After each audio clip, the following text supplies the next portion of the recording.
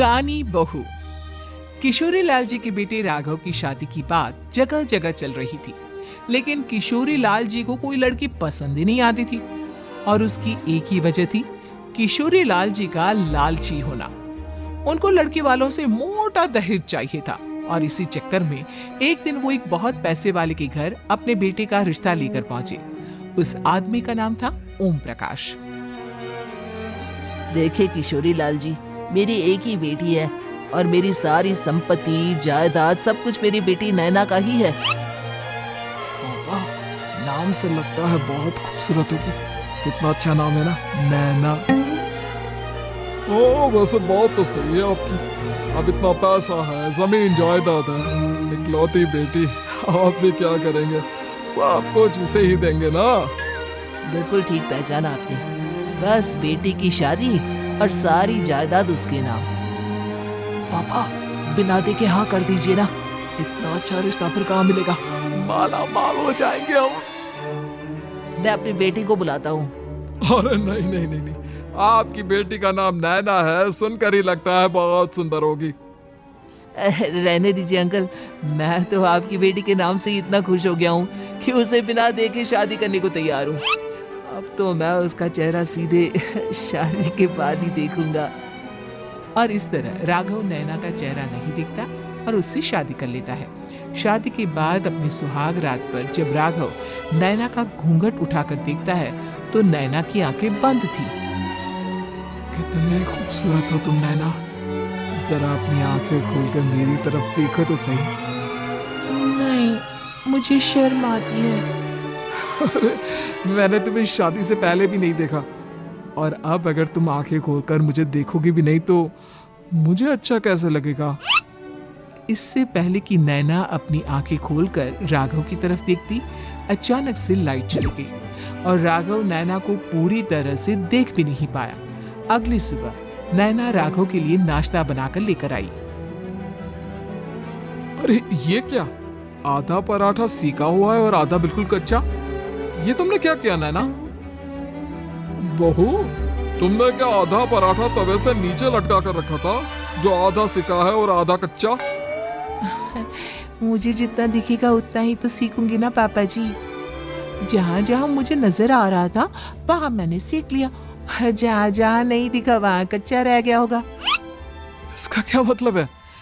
ये कैसा मजाक कर रही है तुम? अरे बहू, तुमने इतना लंबा घूंघट क्यों लगाया हुआ है? देखो, हमारे घर में बहुओं को बेटी की तरह रखा जाता है और फिर तुम तो इतना सारा माल लेकर आई हो। देखो, ये घूंघट डालकर रखने की कोई जरूरत नहीं है। हाँ नैना, पापा जी ठीक कह रहा है, तुम तो आराम से रहो, अपना ही घर समझो। नैना अचानक से अपना घूंघट उठा लेती है। अरे ये क्या पापा, नैना की तो एक आंख फूटी हुई है। नाम से नैना, लेकिन ये तो कानी बहू निकली। मेरे साथ धोखा हुआ है, धोखा। बिना दिखाए अपनी कहानी लड़की मेरे संग ब्याह दी। मुझे कहानी भी नहीं चाहिए। मुझे अभी ओम प्रकाश जी से बात करनी पड़ेगी। आखिर उन्होंने मेरे साथ ऐसा किया क्यों? अरे, आप लोगों ने ही तो पापा से कहा था कि आप लोग शादी से पहले मुझे देखना नहीं चाहते। अब मेरे पापा पर क्यों इल्जाम लगा रहे हैं? अरे लेकिन उन्हें बताना तो चाहिए था ना कि तुम कहानी हो, एक आंख से तुम्हें दिखाई नहीं देता। किशोरी लाल और राघव नाराज होकर ओम प्रकाश को अपने घर में आते हैं। पापा जी, ये आपने क्या किया? शादी से पहले बताया क्यों नहीं कि नैना की आंखों में परेशानी है? अरे आप ही ने तो लड़की देखने से मना कर दिया था। और लेकिन आप बता तो सकते थे। आपको तो हमारी बेटी की प्रॉपर्टी चाहिए थी, वो भी पूरी की पूरी। अब क्या हुआ अगर उसे आधा दिखाई देता है? प्रॉपर्टी तो आपको पूरी मिल गई ना। अरे ये क्या बात हुई? मेरी शादी प्रॉपर्टी से नहीं, आपकी बेटी से हुई है। अब ये तो पहले सोचना चाहिए था, तब तो मेरी प्रॉपर्टी देखकर तुम्हारी जुबान लप लपा रही थी। लेकिन मैं कानी लड़की को अपनी बीवी बनाकर नहीं रख सकता। पापा, कुछ करिए ना आप। हाँ, करता हूँ। देखिए ओम प्रकाश जी, आप हमारे साथ ऐसा नहीं कर सकते। और तुम देखो, अगर तुमने मेरी बेटी से शादी तोड़ी ना, तो जो भी प्रॉपर्टी मैंने तुम्हें दी है वो तो पूरी की पूरी वापस ले ही लूंगा, और आधी प्रॉपर्टी तुम्हारी भी लूंगा। अरे मेरी आधी प्रॉपर्टी भला क्यों लेंगे आप?